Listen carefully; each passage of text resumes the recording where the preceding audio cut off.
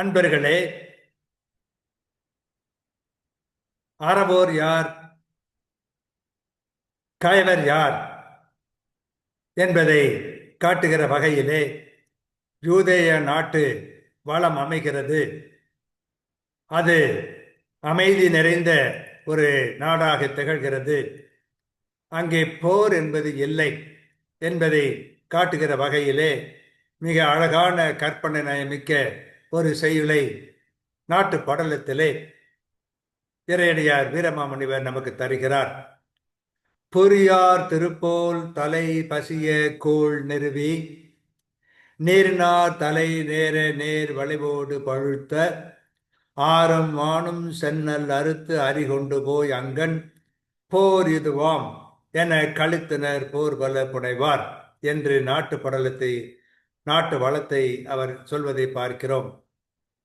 செல்வம் படைத்த அற்பர் அவர்களைப் போல பசும் பயிராயிருந்த காலத்தில் தலை நிமிர்ந்து நின்று, இப்பொழுது நல்லியல்பு உடையார் தலை போல முன்னே தலை வளைவோடும் பழுத்து முத்து போன்ற நெல்லை உழவர் அறுத்து அரிக்கட்டுக்களை அங்குள்ள களத்திற்கு சுமந்து கொண்டு போய் யூதேய நாடு அறிந்த போர் இதுவே ஆகும் என்று சொல்லி களிப்போடு அவற்றை நெற்போர்களாக அழகோடு குவித்து வைப்பார் என்கிறார்.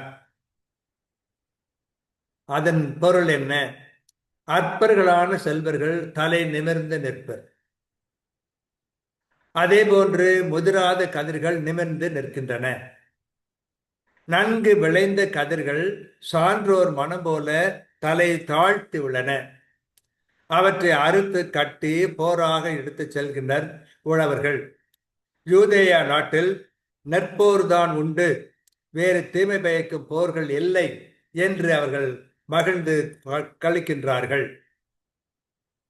பொறியார் திருப்போர் அலை பசிய கோள் நிறுவி நீர்நாள் தலை நேர நேர் வளைவொடு பழுத்த வாரமானு நெல் அறுத்த அரி கொண்டு போய் அங்கட் போர் இதாம் என கழித்தனர் போர்பல புனைவார் என்று வீரமாமுனிவர் கூறுகிறதை பார்க்கிறோம்.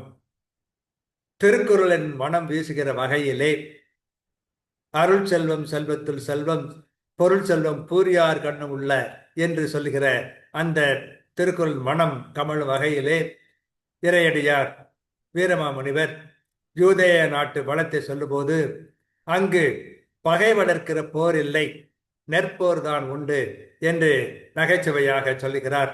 ரசிப்போம். வாழ்க.